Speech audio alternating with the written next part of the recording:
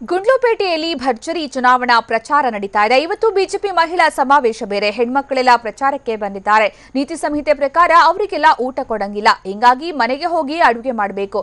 ಆದರೆ ಮನೆಯಲ್ಲೇನಾದ್ರೂ ಗಂಡ ಅಡುಗೆ ಲೇಟ್ ಆಯ್ತು ಅಂದ್ರೆ ಸೌಟಲ್ಲಿ ಹೊಡೀರಿ ಅಂದಿದ್ದಾರೆ ಬಿಎಸ್ ಯಡಿಯೂರಪ್ಪ. ಅವರು ಮಹಿಳಾ ಮಣಿಗಳಿಗೆ ಕೊಟ್ಟ ಟಿಪ್ಸ್ನ ಡೀಟೇಲ್ಸ್ ಇಲ್ಲಿದೆ ನೋಡಿ. ಇಲ್ಲಿ ಏನಾದರೂ ಒಂದಷ್ಟು ತಿಂಡಿ ತಿನಿಸು ಕೊಡೋಕ್ಕೂ ಚುನಾವಣಾ ನೀತಿ ಸಂಹಿತೆ ವಿರೋಧ ಇದೆ. ನಾವು ಮಾಡೋಕ್ಕೆ ಬರಲ್ಲ. ಅದು ನಾನೊಬ್ಬ ಮುಖ್ಯಮಂತ್ರಿ ಆಗಿದ್ದಂಥವನು. ಹಾಗಾಗಿ ಮತ್ತೆ ವಾಪಸ್ ಹೋಗಿ ಇನ್ನು ಅಡುಗೆ ಮಾಡೋರು ಮಾಡಬೇಕು, ಇಲ್ಲಾಂದ್ರೆ ಮನೆಗೆ ಹೋಗಿ ಊಟಕ್ಕೆ ಯಜಮಾನ್ರಿಗೆ ಬಡಿಸ್ಬೇಕು. ನಾನು ಹೋದ್ರಿಂದ ನೀನು ಬಂದ ಅಂತ ಯಜಮಾನ್ಗಳೇನು ಕಡಿಮೆ ಇರ್ತಾರೆ, ಏನು ಮಾತಾಡ್ತಾರೆ. ಅಲ್ಲ ಹಂಗೇನಲ್ಲ, ಇದೆ ಸೌಟ್ ತೆಗೆದು ಬಡ್ದು ಹೇಳಿ ನೀನೇ ಅಡುಗೆ ಮಾಡಿ. ಇವತ್ತು ನಾವು ಯಡಿಯೂರಪ್ಪನ ಭಾಷಣ ಕೇಳ್ತೀವಿ, ನಾವು ಇವತ್ತು ಅಡುಗೆ ಮಾಡಲ್ಲ ಅಂತ ಹೇಳಿದ್ರೆ ಏನು ತಪ್ಪೇನಾಗೋದಿಲ್ಲ. ನಿಮ್ಗೇನು ಅಷ್ಟು ಹೇಳೋ ಸ್ವಾತಂತ್ರ್ಯ ಇಲ್ವ? ಅಲ್ಲ ರೀ, ನೀವು 365 ದಿವಸ ಎಲ್ಲಿ ಬೇಕು ಸುತ್ಕೊಂಡು ಬಂದು ನೀವು ಬಂದಾಗ ಬಂದೊತ್ತಿಗೆ ನಿಮ್ಗೆ ಊಟ ಹಾಕಿ ಆಮೇಲೆ ನಾನು ರಾತ್ರಿ ಎಷ್ಟೊತ್ತಿದ್ರು ಊಟ ಮಾಡಿ ಮನಕ್ಕೊಂತೀನಿ.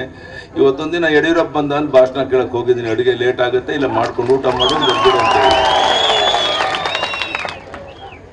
ಇಲ್ಲಿ ಏನಾದರೂ ಒಂದಷ್ಟು ತಿಂಡಿ ತಿನಿಸು ಕೊಡೋಕ್ಕೂ ಚುನಾವಣಾ ನೀತಿ ಸಂಹಿತೆ ವಿರೋಧ ಇದೆ. ನಾವು ಮಾಡೋಕ್ಕೆ ಬರಲ್ಲ. ಅದು ನಾನೊಬ್ಬ ಮುಖ್ಯಮಂತ್ರಿ ಆಗಿದ್ದಂಥವನು. ಹಾಗಾಗಿ ಮತ್ತೆ ವಾಪಸ್ ಹೋಗಿ ಇನ್ನು ಅಡುಗೆ ಮಾಡೋರು ಮಾಡಬೇಕು, ಇಲ್ಲಾಂದ್ರೆ ಮನೆಗೆ ಹೋಗಿ ಊಟಕ್ಕೆ ಯಜಮಾನ್ರಿಗೆ ಬಡಿಸ್ಬೇಕು. ನಾನು ಹೋದ್ರಿಂದ ನೀನು ಬಂದ ಅಂತ ಯಜಮಾನ್ಗಳೇನು ಕಡಿಮೆ ಇರ್ತಾರೆ, ಏನು ಮಾತಾಡ್ತಾರೆ.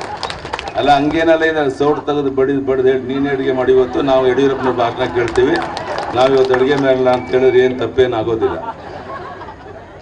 ನಿಮ್ಗೇನು ಅಷ್ಟು ಹೇಳೋ ಸ್ವಾತಂತ್ರ್ಯ ಇಲ್ವ? ಅಲ್ಲ ರೀ, ನೀವು 365 ದಿವಸ ಎಲ್ಲಿ ಬೇಕು ಸುತ್ಕೊಂಡು ಬಂದು ನೀವು ಬಂದಾಗ ಬಂದೊತ್ತಿಗೆ ನಿಮ್ಗೆ ಊಟ ಹಾಕಿ ಆಮೇಲೆ ನಾನು ರಾತ್ರಿ ಎಷ್ಟೊತ್ತಿದ್ರು ಊಟ ಮಾಡಿ ಮನಕ್ಕೊಂತೀನಿ. ಇವತ್ತೊಂದು ದಿನ ಯಡಿಯೂರಪ್ಪ ಬಂದ ಅಂತ ಭಾಷಣ ಕೇಳಕ್ಕೆ ಹೋಗಿದ್ದೀನಿ. ಅಡುಗೆ ಲೇಟ್ ಆಗುತ್ತೆ, ಇಲ್ಲ ಮಾಡ್ಕೊಂಡು ಊಟ ಮಾಡಿ ಅಂತ ಹೇಳಿ.